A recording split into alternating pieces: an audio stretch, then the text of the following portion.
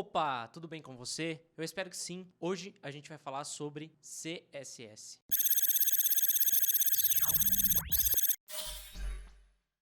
Cascading Style Sheets, mais conhecido como CSS, é uma linguagem para estilizar documentos HTML. O CSS oferece uma grande gama de propriedades e seletores para que você consiga manipular o design da sua página web. Então, com ele você pode modificar praticamente tudo que é visual do seu documento HTML, seja a cor de fundo, o espaçamento entre os parágrafos, estilização de textos, entre outros elementos como imagens, por exemplo. Então, ao longo desse vídeo, eu quero mostrar para você quais são os principais tópicos que você tem que aprender sobre CSS para que você saia do zero. Então, aqui você já está visualizando a tela do meu computador e a primeira coisa que a gente vai fazer é criar um diretório para o nosso projeto. O pré-requisito para essa aula é simplesmente você ter um editor de código da sua preferência. Eu sugiro que você utilize o VS Code, é muito fácil instalar. Nas aulas anteriores da série Saindo do Zero, eu já mostrei como que você faz para instalar o VS Code. Então, se você está começando agora na programação, tem alguma dúvida ou dificuldade, eu sugiro fortemente que você assista primeiro o vídeo de HTML, porque lá eu explico esse passo a passo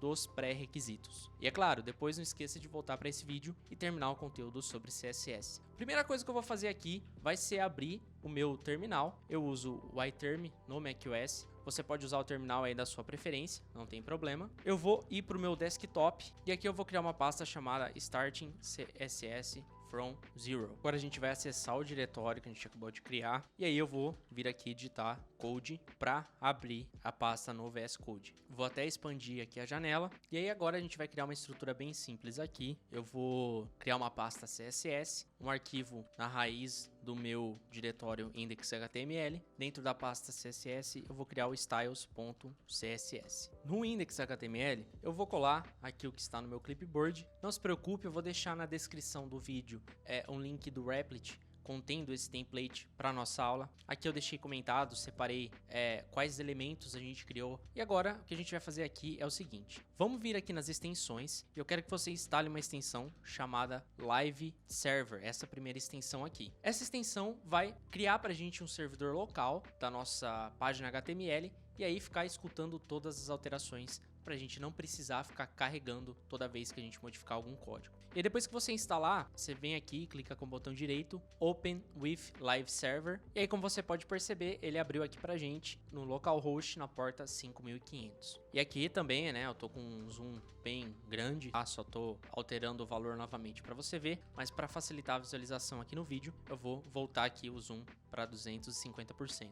Bom, o que nós temos aqui são alguns elementos HTML. Então, desde títulos até mesmo parágrafos, inputs, links, enfim, vários elementos como divs que a gente vai utilizar para estilizar com o CSS. E aqui, como eu falei anteriormente, eu separei um pouco aqui com os títulos, explicando cada tópico que eu vou mostrar para você durante a aula. Voltando aqui para o código, e a primeira coisa que eu quero mostrar para você é o seguinte: como a gente consegue aplicar o CSS no nosso documento HTML? Existem algumas maneiras da gente fazer isso. E a primeira delas é a maneira inline. Existem alguns atributos que quase todas as tags possuem em comum. Um desses atributos é o style. Deixa eu só minimizar aqui para a gente ter uma melhor visualização. Então eu apertei aqui Command B no Mac ou Ctrl B no Windows para recolher aqui o Explorer. Então, voltando aqui na explicação, o atributo style nada mais é que um atributo em que a gente consegue aplicar o CSS inline na tag. E aí aqui para esse H2, esse título de seletores, eu posso vir aqui, colocar color blue, por exemplo, salvar. No momento em que a gente volta aqui para o navegador, você já vai ver esse atributo. Se a gente inspecionar o elemento, passar aqui com essa setinha em cima do H2, a gente vai ver esse element style. Então aqui a gente tem o estilo que foi aplicado, o estilo inline que eu mostrei anteriormente. Eu consigo vir aqui e desabilitar e habilitar esse estilo. Uma outra forma da gente aplicar o CSS é internamente no próprio documento. A gente vem na tag head e colocamos aqui a tag style. E com essa tag style eu consigo colocar código CSS para estilizar o meu documento. Mas diferente da sintaxe inline que eu mostrei aqui para você, esse tipo de sintaxe a gente vai precisar especificar qual é o seletor. Então, o que a gente vai querer estilizar na página. Então, eu posso fazer o seguinte, o H2, colocar aqui uma color para ele, só que agora vai ser vermelho ao invés de azul. E aí, nesse momento, se eu voltar para o meu documento, você vai perceber que todos os títulos H2 aqui embaixo estão em vermelho. E por que somente esse título ficou azul? Quando a gente passa o mouse aqui em cima, você vai perceber o seguinte: o H2 com o color red, ele tá riscado, e aí a gente tem nesse element.style o color blue, porque o CSS é em cascata. E aí há uma ordem de aplicação do CSS. Como a gente aplicou essa ordem aqui e posteriormente inline a gente veio e colocou uma outra modificação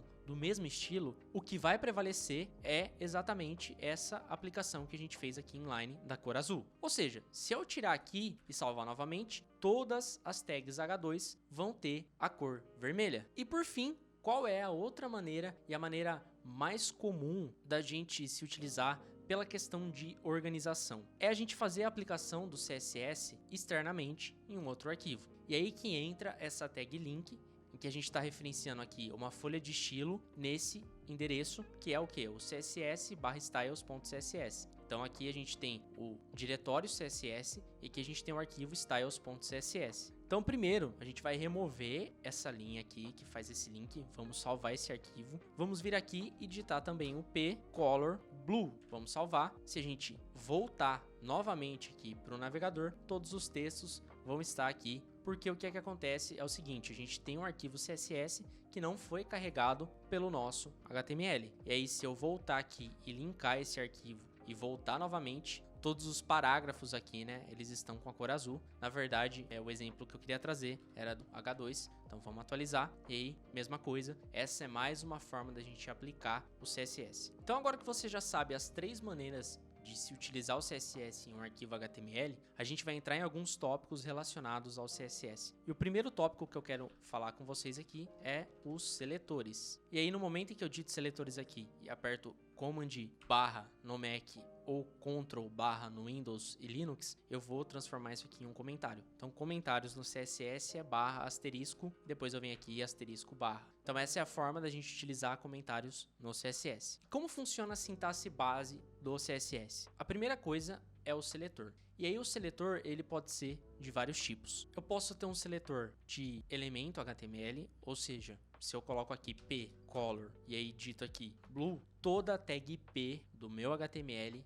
vai ter a cor azul. Então a primeira coisa que eu preciso indicar para o meu CSS é qual que é o seletor que eu vou estar aqui utilizando. E aí mais uma vez eu vou minimizar aqui, porque a gente já está com os 2 arquivos abertos no nosso projeto. E aí dentro das chaves a gente tem os atributos e os valores. Então a sintaxe é: dentro das chaves nós temos aqui o nome do atributo e qual vai ser o valor desse atributo. Por exemplo, eu tenho também o font size, e aí o font size eu posso definir aqui 32 pixels. Se eu salvar, voltar aqui para o meu navegador, você vai perceber que todos os parágrafos eles estão com a cor azul e eles também estão aqui com o font size no tamanho 32. E é muito importante que quando a gente inspeciona um elemento e vem aqui, habilita ou desabilita determinada propriedade, a gente não está modificando o código em si. Tanto que se eu recarregar essa página, ele vai recarregar com as informações que estão aqui salvas, tá? A ideia desse inspecionar é ajudar a gente no momento de desenvolvimento, por exemplo. Então eu consigo vir aqui e fazer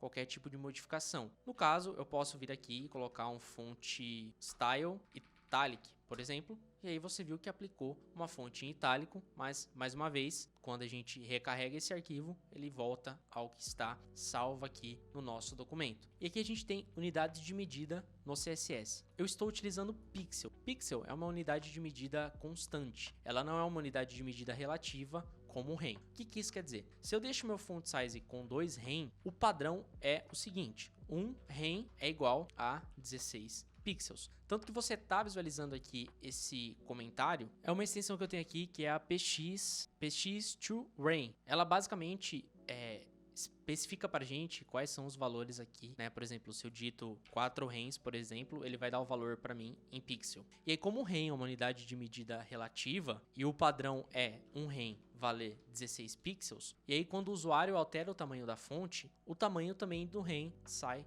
de, por exemplo, 16 para 24 pixels o padrão, dependendo de quanto o usuário aumentou o tamanho da fonte. E aí que entra a importância da gente utilizar unidades de medidas relativas no CSS. Por quê? Se eu utilizo Pixel, pixel sempre vai ser pixel, mas o rem, como ele é relativo, caso o usuário altere ali a fonte do celular, como de costume, pessoas com algum tipo de deficiência visual ou até mesmo pessoas com mais idade acabam ali modificando a fonte padrão do celular, e aí o site ele vai se adaptar àquele tamanho de fonte. Então depois dessa explicação, eu volto aqui a falar de seletores. E aí então, resumindo, a gente precisa indicar qual que é o seletor. Eu posso, por exemplo, encadear seletores. Então quando eu coloco vírgula, tanto o H1 quanto o P, ele vai sofrer essas alterações. Se eu volto aqui, o título H1, que é esse principal, ele também está em azul. E aí dentro das minhas chaves eu tenho as propriedades com os valores, terminados sempre com ponto e vírgula, é muito importante que cada propriedade que a gente digite aqui, por exemplo, a gente coloca um ponto e vírgula. E aí as propriedades que elas possuem, por exemplo, um espaço, né, font family, font size, enfim, mais de uma palavra para se compor a propriedade, no CSS padrão a gente utiliza a sintaxe de hífen, que é o kebab case, se eu não estou enganado. Agora a gente vai deixar somente o P, vamos deixar aqui o P black mesmo, que eu acho que fica melhor do que o azul. E agora a gente pode também seletores de classe. Então, se você vier aqui, a gente tem um atributo chamado class, e aí dentro desse class, qual que é o nome da classe? E é claro que a gente pode aplicar mais classes para esse elemento HTML. Ou seja, eu posso vir aqui e aplicar uma classe top, por exemplo, o nome que eu colocar para a classe. Então, entre espaços, eu vou aplicando classes, e aí essas classes é uma forma da gente também criar esses seletores para aplicar estilos nesses elementos HTML. Beleza, o que isso quer dizer? Então eu vou copiar esse nome que está aqui dentro dessa classe, vou trazer para cá, e todo mundo que tiver com a classe highlighted vai ter aqui o peso da fonte como bold, ou seja, a fonte vai ficar aqui em negrito. Vou salvar aqui também, vamos voltar para cá, e aqui a gente tem o texto destacado em negrito. Por quê? Existe uma classe aplicada a esse carinha aqui. Tanto que se eu vier aqui e excluir essa classe, ele perde essa estilização. Ou seja, além do seletor de elementos, eu consigo também criar classes e aplicar essas classes para que esses elementos ganhem esses estilos. Mais um tipo de seletor existente é o ID. Então o ID a gente utiliza, ao invés dessa sintaxe de ponto, a gente tem essa sintaxe de hashtag ou cerquilha. E aí eu coloco o nome do seletor, que é o ID no caso, que é o main title, e aqui dentro, mais uma vez, as estilizações. Eu vou colocar um font size de 24 pixels para o main title. E aí quando eu volto aqui para cá, o meu H1, ele tem o ID, main title, e dentro dele tem o texto, título principal com tamanho de fonte 24. Quando eu volto para cá, a gente percebeu que houve aqui uma alteração no tamanho dessa fonte, tanto que se eu desabilito, por padrão o H1 ele tem um tamanho maior que 24, e aqui no caso a gente aplicou a estilização de 24 pixels para essa tag que tem esse ID, que é o main title. E existem mais formas de fazer a seleção do elemento. Então, vamos voltar aqui para o CSS, que agora eu vou explicar a seleção por atributo. Então, no momento que eu coloco input type igual a text, por exemplo, eu estou falando para o meu CSS que todo o input que seja do tipo text, ele vai receber essas estilizações. E aí, que tipo de estilização a gente vai colocar aqui? Vamos colocar um background color, colocar aqui light gray, salvar, e aqui quando a gente volta, então campo de texto com o fundo cinza claro. Mais uma vez, se você quiser ver essas modificações, só selecionar a setinha, passar em cima do elemento que você quer, clicar, que ele já vai te direcionar aqui na árvore de elementos do HTML, e aí você tem a visualização das propriedades aqui como um background, por exemplo, e que como eu tirei, você pode perceber que tem uma diferença. Eu vou deixar ainda aplicado, mas eu vou mudar aqui o input type. Eu vou colocar ao invés de text, eu vou colocar number. E aí, como você pode perceber, no caso, como é number, ele é um input diferente. Então aqui eu consigo vir e modificar com essa setinha ou digitar qualquer número aqui, mas qual que é a ideia? É eu te mostrar que o seletor ele só vai afetar aquilo em que a gente está selecionando. E aí existem diversos tipos de seletores que nós vamos utilizar de acordo com as nossas necessidades. Agora, no seletor de pseudoclasse, eu quero que toda tag A, que é a tag de link, no momento em que eu fizer um hover, ou seja, passar o mouse em cima dessa tag, a cor vai ser vermelho. Salvamos, voltamos aqui para o arquivo e aqui no link, toda vez que a gente passa o mouse em cima, a cor é vermelha. Vamos recarregar aqui para ele voltar com o input original. E aí mais uma vez a gente conseguiu modificar, estilizar o nosso HTML com o seletor de pseudoclasse. Por fim, mais um seletor importante é o de pseudoelemento. Esse seletor de pseudoelemento, então o Emmet ele vai sempre ajudando a gente colocando algumas alternativas no que a gente quer escolher. No caso, a sintaxe é P, então aqui 2 pontos, e eu quero o first letter. O que isso quer dizer? Toda a primeira letra do meu parágrafo, ela vai ter um tamanho de 2 rem. Vou salvar, se eu volto para cá, toda a primeira letra do parágrafo, como você pode perceber, tem um tamanho diferente, que foi um tamanho diferente aplicado por esse pseudoelemento. Então a gente consegue visualizar aqui, P, ele fala pra gente que é um pseudo, e aqui ele dá o elemento, no caso. Então P, first element, existe aqui essa estilização que a gente aplicou anteriormente. Depois de seletores, outra coisa que eu julgo importante que você aprenda é propriedades de texto no CSS. Deixa eu pressionar aqui barra para ele comentar essa linha de código. E vamos criar uma classe aqui chamada TextExample. E nessa classe eu vou aplicar algumas estilizações de texto. Primeira coisa, fonte family. Eu vou colocar aqui uma Arial, que ela é padrão do sistema, para a gente não precisar colocar aqui uma fonte externa. Caso ele não encontre Arial, ele vai colocar qualquer outra fonte sans serif, uma fonte sem serifa. O font size de quem tiver essa classe vai ser 16 pixels. Color, a gente vai colocar aqui agora uma cor utilizando o hexadecimal, 333, 333, então são 63 aqui. O alinhamento do texto vai ficar centralizado e o line height vai ser de 1.5, text transform uppercase e o ladder spacing vai ser de 2 pixels. Vou salvar, vamos voltar aqui e aqui, como você pode perceber, exemplo de texto com várias propriedades CSS. Foi simplesmente uma div que tem aqui qualquer texto e aí dentro dessa div a gente adicionou essa classe e com o seletor lá no CSS a gente indicou que essa classe vai ter diversas estilizações de texto. Então vamos selecionar essa classe e ver quais são as estilizações. Primeira coisa, família de fontes. Então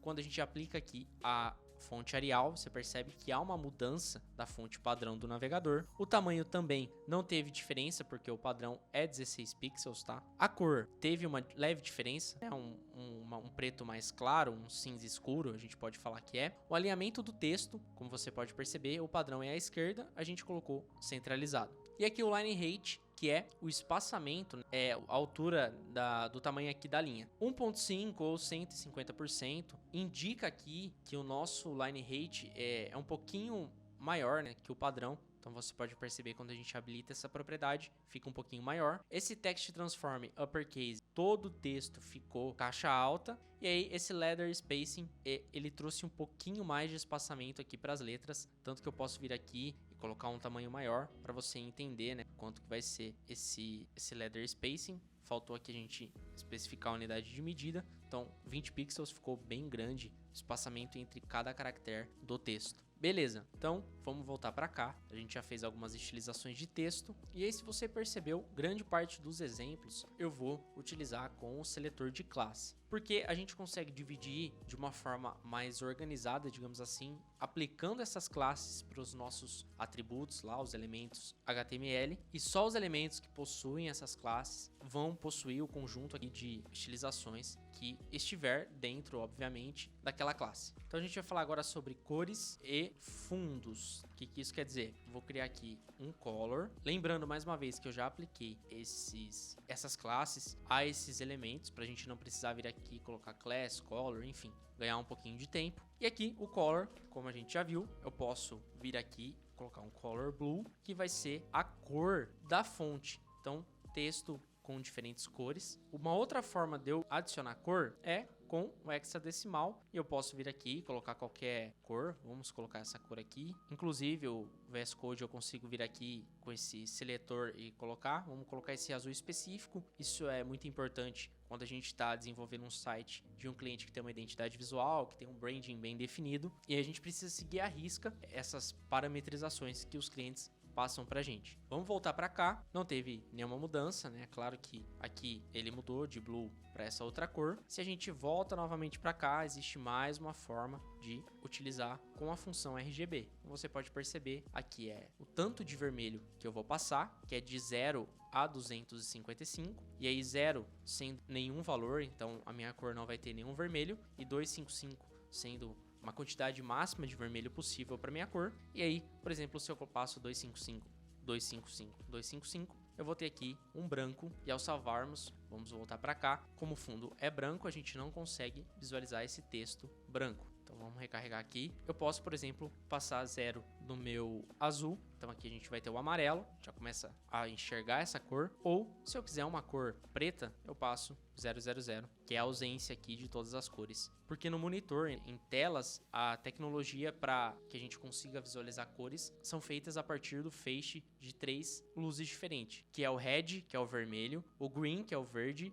e o blue, que é o azul. Então, com a combinação dessas 3 cores, a gente consegue chegar em várias cores, tanto que eu posso vir aqui, selecionar, tá, ó, ele vai trazer pra gente a combinação de cada uma dessas cores. E é claro, eu posso alterar aqui também a matriz e podemos aplicar uma opacidade. Então, esse último item aqui é o alfa, tanto que se eu vier aqui, vou colocar color de novo, RGBA, ele vai trazer pra gente qual que é o vermelho, o verde, o azul e o alfa. Então, o padrão é o alfa C1, no momento que a gente coloca 0.5, seria basicamente 50% daquela determinada cor. Se eu colocar aqui 0.1, você pode perceber que ficou ainda mais clarinho, e aí quando a gente volta para cá, essa cor está com uma opacidade de apenas 10%. Então eu vou deixar aqui um azul e vou colocar aqui 100%, ele já até retira pra gente o alfa, porque realmente não faz sentido. Vamos aqui com background color, essa outra classe que já está aplicada em algum elemento lá do nosso HTML. Então se a gente colocar aqui background color e yellow, por exemplo, nós vamos ter a cor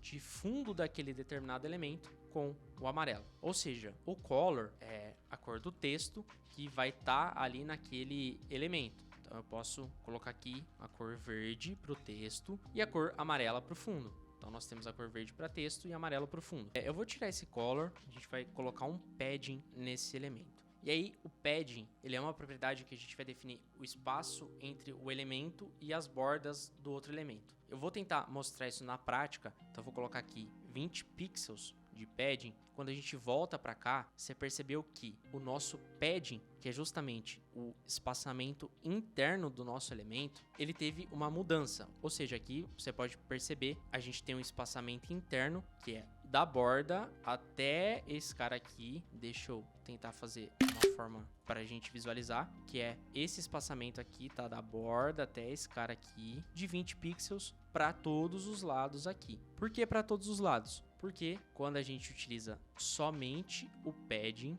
o espaçamento ele fica dessa maneira. Eu posso utilizar isoladamente o seguinte, padding left. Então, para a esquerda eu vou querer mais espaçamento, para a direita eu vou querer mais espaçamento também, e a gente vai voltar para lá. Você pode perceber que aqui para cima continuou os 20, porque a gente manteve o padding como 20, e depois a gente sobrescreveu o padding left e right com 50. Existe um shorthand para a gente também aplicar utilizando somente o padding. Como que é esse shorthand? Bom, deixa eu tentar desenhar alguma coisa aqui para ficar mais interativo, digamos assim. Então aqui a gente tem esse desenho. Beleza, ficou aqui um pipezinho, um underline aqui, tá? Não liga, eu só quero explicar aqui para você qual que é a direção, digamos assim. Quando a gente informa apenas um valor para o padding, ele vai acatar esse valor, vai ser para todas as orientações. Diferente de quando eu venho aqui para o padding left, como estou especificando que é justamente para o lado esquerdo, eu só consigo aplicar um único valor. Agora, se eu aplico 20 pixels aqui e 50 pixels, utilizando um espaço entre eles e volto aqui para visualizar, eu tenho o seguinte, deixa eu só retirar esse cara, salvar. Voltar aqui novamente, você pode perceber que a gente tem 20 pixels e 50 pixels. Então, quando eu expando o padding, como eu falei, ele é um shorthand, um atalho aqui pra gente, ele está aplicando, na verdade, o padding top e bottom de 20 e left e right de 50. Ou seja, dois valores é justamente isso. Quando eu tenho um valor, ele considera todas as orientações. Quando eu tenho dois valores, ele pega o primeiro valor para orientação top e bottom, que é em cima e embaixo, e o segundo valor para as orientações direita e esquerda. E agora, vamos aplicar mais um valor aqui, né? Deixa eu recortar, salvar, para ver o que acontece quando a gente aplica 3 valores para o padding. O que ele considera? As orientações esquerda e direita são o segundo valor. Como eu tenho 3 valores, ele considerou o 20 para a orientação superior, que é a top, e o 70 para a orientação inferior, que é a bottom. E é por isso que eu desenhei esse esqueminha. Se eu coloco 4 valores, eu vou colocar orientação por orientação, começando do top, que é aqui, indo para o right, que é o segundo valor, indo para o bottom, que é o terceiro valor, e indo para o left, que é o último valor. Então eu posso exemplificar isso aqui como top, como right, aqui como left, vamos trazer ele para cá, e por fim a gente tem o bottom. Então o top é sempre o primeiro valor, o right é sempre o segundo valor, o bottom o terceiro e o left o quarto. Mas é claro, se eu tenho o quê? 2 valores, o primeiro é top e bottom, o segundo é left e right. Se eu tenho 3 valores, o primeiro vai ser top, o segundo vai ser left e right e o terceiro vai ser o bottom. Agora, se eu tiver 4 valores, vai ser um para cada um desses valores, começando sempre do top. Imagina um reloginho aqui, a gente tem meio-dia, 3 horas, 6 horas e 9 horas. Então, no sentido horário,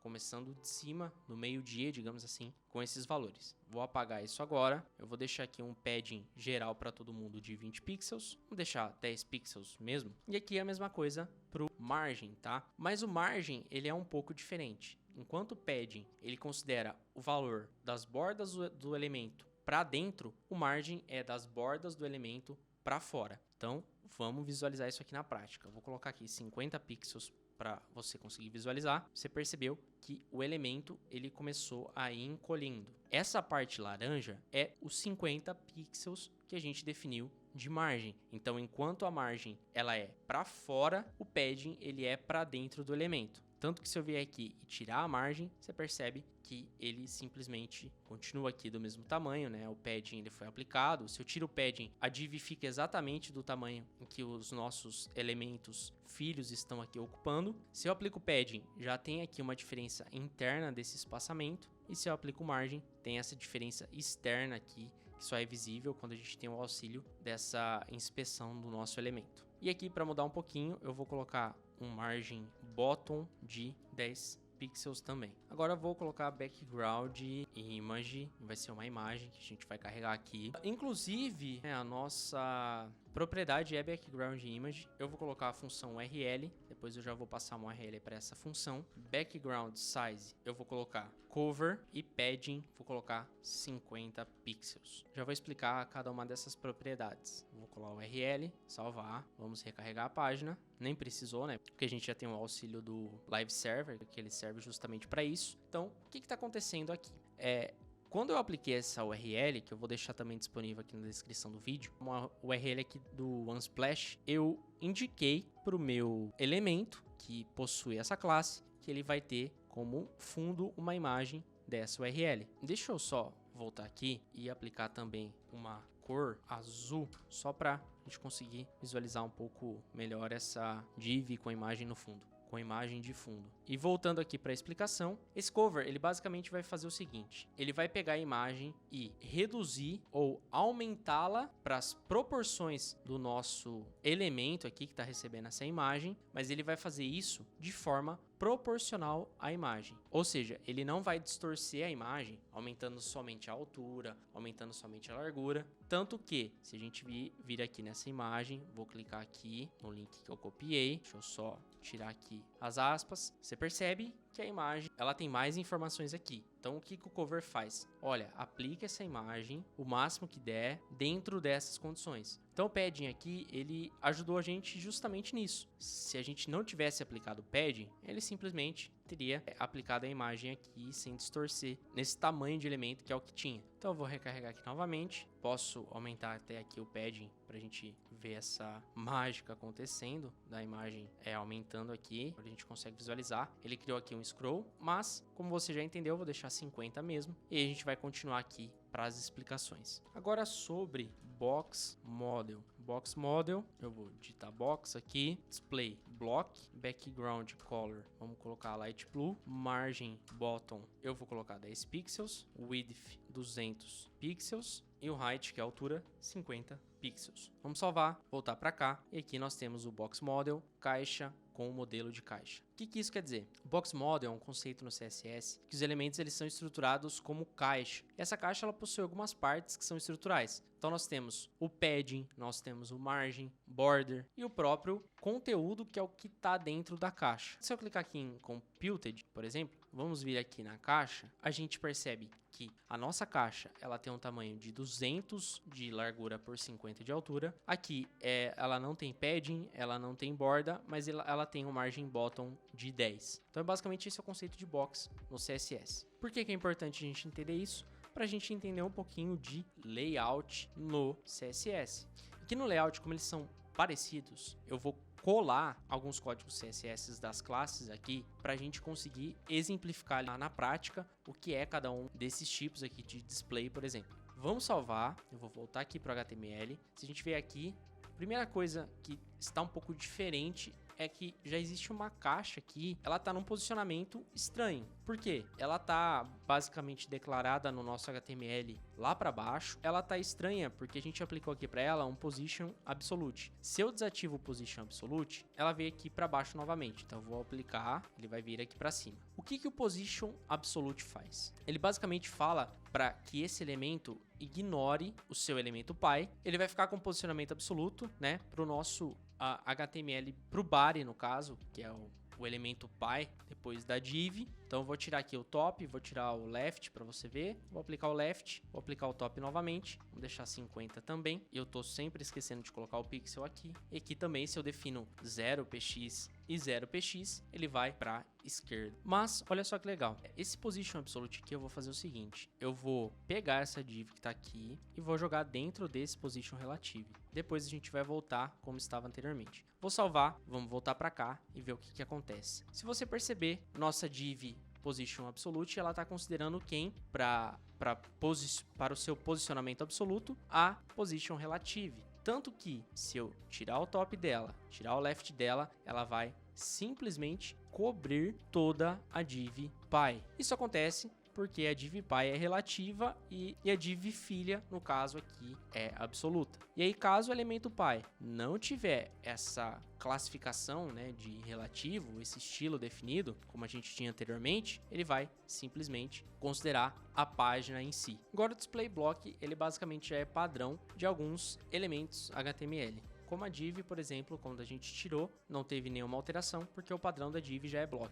E o block, ele vai ocupar toda aquela linha, independentemente se a largura dele não ocupar toda aquela linha. No caso, a gente limitou que a largura desse bloco ia ser de 200 pixels. Se eu tirar, ele vai ocupar aqui toda a tela, e aqui, se eu aplicar, ele vai limitar. Mas mesmo limitando, quando a gente vai adicionar um outro elemento, esse elemento já é colocado para baixo. Tanto que o span aqui, por exemplo, por padrão, ele é um display inline. E aí eu apliquei 3 spans aqui, ele veio um ao lado do outro. Então se eu desativar aqui também não vai ter diferença nenhuma, porque como eu falei, o span ele é um elemento inline. E existem algumas outras variações, como o inline block, que ele vai meio que combinando as características do inline com o block. E aqui para a gente mostrar essa diferença do inline block para os demais, eu vou mostrar o seguinte. Nesse display inline, se a gente vier aqui e colocar um width para ele de sei lá, 500 pixels, eu coloquei o nome errado, é o width, você pode perceber que ele dá uma mensagem aqui pra gente, ele nem aplica isso aqui, e a mensagem que ele mostra aqui é o seguinte: a propriedade display inline previne que a largura tenha algum efeito, alguma alteração.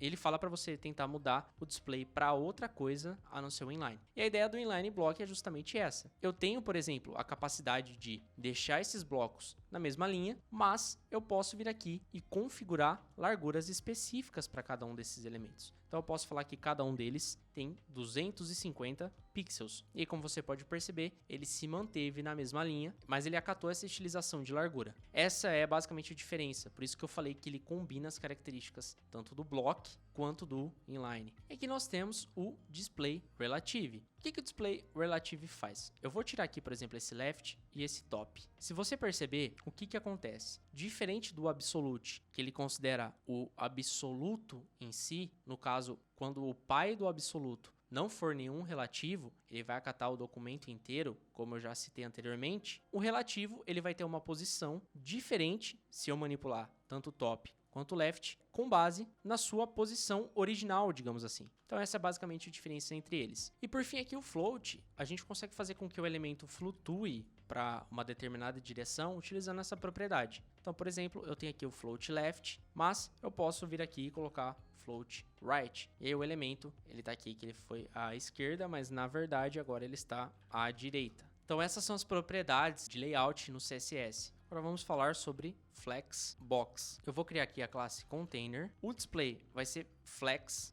O justify content vai ser space between, o align items vai ser center, background color vai ser também o light blue e o padding vai ser 10 pixels. E agora eu vou criar a propriedade item, vai ser um background color light coral, um padding de 20 pixels, um margin de 10 pixels e um flex grow de 1. Vou salvar, vamos voltar para cá e agora eu vou explicar cada uma dessas diferenças. Primeira coisa, o nosso container, que é essa div.py, ela possui alguns outros elementos filhos, que são esses itens aqui. No momento em que a gente define o display flex, você vê que a div, como tinha o display block, então cada elemento ele ocupa o total, se a gente não definir aqui uma largura, e aí os outros elementos, que são outras divs, elas acabam indo para baixo, porque elas também possuem display block, e assim sucessivamente. Mas no momento que a gente coloca aqui que o display é flex, você vê que até aparece essas opções aqui, e essas opções aqui elas são muito interessantes. Por quê? Primeira coisa, a gente tem a direção do flex, né? Então, quando a gente coloca flex com o display, o padrão é o direction C row, mas eu também poderia colocar o padrão como column, ou aqui o row reverse, que ele vai catar os elementos e posicioná-los da direita para a esquerda, ou até mesmo column reverse, que ele vai fazer a mesma coisa que o column faz, mas também o inverso. Vamos deixar aqui o padrão, que é o row, então por isso que a gente nem definiu. Além do direction, outra opção interessante é o alinhamento dos itens. Então a gente pode alinhar esses itens de forma centralizada, a gente pode alinhar esses itens de outras formas, e aí para a gente ver essas variações, eu vou fazer o seguinte: para cada um desses itens, eu vou colocar um style aqui e vou colocar uma altura diferente para ele sobrescrever a altura. Vamos colocar aqui 50, colocar aqui 80, colocar aqui 110. Salvar, vamos voltar para cá. Então, como você pode perceber, cada um deles agora tem uma altura diferente. E é justamente o objetivo dessa propriedade. Então aqui eu estou alinhando o conteúdo pelo centro, mas eu posso alinhar com o Flex Start. E aí você vê que a diferença do posicionamento já acontece aqui. A gente também pode alinhar Flex End. E mais uma vez, tudo isso é possível porque a gente habilitou o Display Flex. Então vamos habilitar aqui novamente, os elementos centralizados. E aí o Justify Content também é importante. Agora, para explicar esse Space Between, eu vou vir aqui e remover esse Flex Grow. Então você percebeu que ele não cresceu o elemento. O que o Flex Grow faz? Ele faz o elemento crescer até onde ele pode crescer. Importante lembrar que ele respeita aqui o margem de cada um deles. E aí, para a gente ver o efeito do Justify Content, vamos selecionar aqui novamente, pegar aqui o Flex, e agora sem o Flex Grow, eu vou vir aqui no Center. Então ele colocou de forma centralizada nessa questão do eixo horizontal aqui o nosso conteúdo. Eu posso colocar aqui também para o começo, então ele vai vir aqui para o começo e respeitar aqui cada um das margens, enfim. Para o final, ou Space Between, que é essa opção em que ele vai distribuir os elementos ao longo do espaço disponível do ContainerPy, que é o que a gente utilizou nesse caso. Eu vou até, para que você consiga observar essa modificação, eu vou até retirar o Flex Grow aqui de 1. Então, é muito comum a gente utilizar bastante Flexbox para desenvolver os layouts no dia a dia, porque acaba sendo bastante produtivo, bem intuitivo também, depois que você começa a entender essas propriedades, para que você consiga posicionar o layout da maneira como está o protótipo do Figma, ou até mesmo ali qualquer ideia de layout que você esteja trabalhando. Agora a gente vai trabalhar com o grid. A gente vai colocar aqui um grid container, display grid template columns, um FR, 3 FR, grid template rows alto, um FR e alto também. E aqui eu vou colocar um grid gap de 10 pixels. Vamos salvar, voltar aqui para a gente entender o que está acontecendo nesse display grid. No grid, como você pode perceber, a gente também tem essas opções aqui que nos ajudam a gente ir modificando e entendendo o que está acontecendo em cada uma delas. Primeira coisa é o gap. Então aqui vamos começar pelo gap. O gap, ele é justamente o espaço em que as linhas e as colunas vão ter entre elas. A gente definiu 10 pixels aqui. Então, ó, o grid gap, ele é um short range tanto para o row gap quanto para o column gap. Então, o grid nada mais é do que esse posicionamento utilizando colunas e linhas. Então, no caso, o que essas opções de Grid Template Columns quer dizer pra gente e Template Rows. Bom, se você observar aqui, eu tô falando que eu vou ter duas colunas. E aí, a primeira coluna, ela vai ter uma fração do meu espaço disponível e a segunda coluna vai ter duas frações do espaço disponível. Se eu altero aqui duas frações e duas frações, essas colunas, elas vão ter aqui o mesmo tamanho. Vamos voltar aqui para um FR, 3FR, e aqui abaixo a mesma coisa. Eu vou ter 3 linhas. Se eu deixar tudo alto, ele vai mostrar aqui pra gente que as linhas vai ser basicamente o padrão. Mas eu posso falar que a primeira linha ela vai ser automática e aqui no caso eu vou falar que a segunda linha ela vai ter uma fração do espaço disponível e a terceira linha ela vai ter o espaço também automático ali, que vai ser definido ali pelo próprio elemento, né, o tamanho do elemento. Além do Flexbox, em algumas ocasiões a gente também costuma utilizar o Display Grid para conseguir compor os layouts que a gente precisa fazer. E agora que você já entendeu o que é grid, eu vou colar um código que tem aqui, que são alguns seletores de classe de algumas coisas que a gente tem aplicado aqui. Então, se eu pesquisar, por exemplo, header, sidebar, enfim, nós temos aqui todo esse conteúdo feito com display grid. E é claro que existem também aqui mais algumas estilizações, mas só para trazer mais exemplos para que depois você se aprofunde mais nesse tipo de conteúdo. Então, vamos salvar no momento em que eu volto para cá.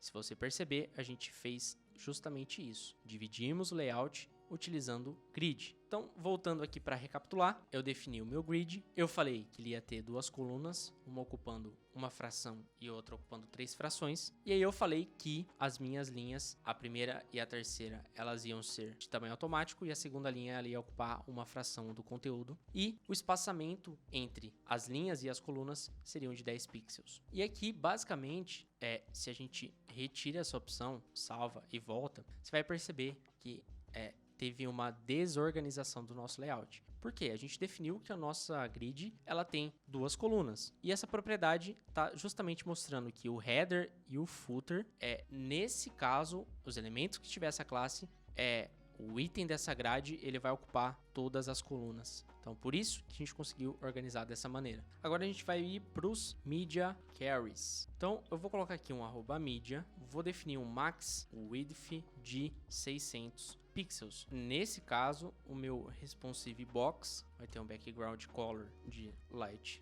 coral, vai ter um width de 100%. Vou salvar, vamos voltar aqui. Ele já aplicou as estilizações que a gente colocou ali, mas ele só aplicou porque a nossa tela estava com um tamanho de até 600 pixels. Ou seja, se você olhar aqui em cima, tá 589 pixels. No momento em que vier 600 pixels, ele já não tem essa estilização. É claro que isso foi só um exemplo de como funcionam os Media Carries, mas eu vou citar um exemplo mais real. Vamos supor que a gente tem uma seção do site, e nessa seção do site nós temos um elemento ao lado do outro sendo mostrado. Em um dispositivo menor, isso ia ficar muito espremido, então é muito comum em que a gente mude o layout de acordo com o tamanho do dispositivo. E aí, uma alternativa é jogar esses elementos em linha, ao invés da configuração em coluna que estava anteriormente. Por fim, nós vamos falar sobre transições e animações. Começando pelas transições, o nosso Transition Box vai ter um background color light blue, um width de 800 pixels, uma altura de 100 pixels, um line height de 100 também, um alinhamento de texto centralizado, e aqui eu vou colocar um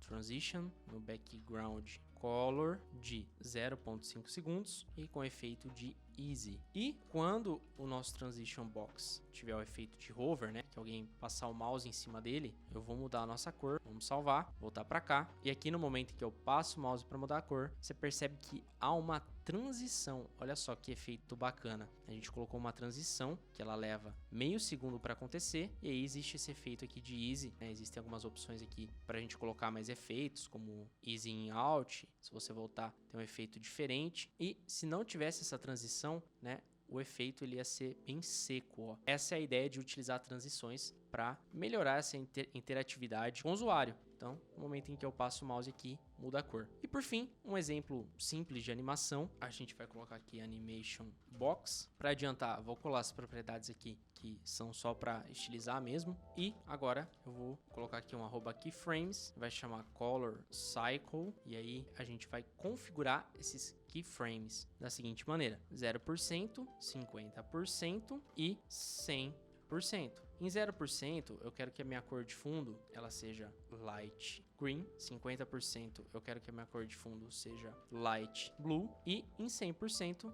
eu quero que minha cor de fundo volte a ser light green novamente. Qual que é a ideia da gente utilizar esses keyframes? Porque, como a gente vai animar essa div, vamos colocar aqui um animation, e aqui eu vou colocar qual que vai ser a nossa animação, que é esse Color Cycle. Ela vai durar 3 segundos e ela vai ser do tipo infinita. O que isso quer dizer? Que ela vai iniciar e ela não vai terminar. Tá, mas o que são keyframes? Vamos considerar os keyframes da seguinte maneira. Pensa que existe uma timeline que começa no tempo X e vai até o tempo Y. Então, a gente pode falar que X é 0%, porque está começando nesse tempo, e aqui o Y é 100%, que está finalizando nesse tempo. E aí, vamos fazer o seguinte, 0%, então cada tracinho, vamos supor que vai ser 10%. Então, 10, 20, 30, 40, aí chegou aqui mais um tracinho 50, 60, 70, 80, 90, 100%. Se a nossa animação aqui vai durar 3 segundos, isso quer dizer que em 0 segundos vai ser o 0%, o 50% é 1.5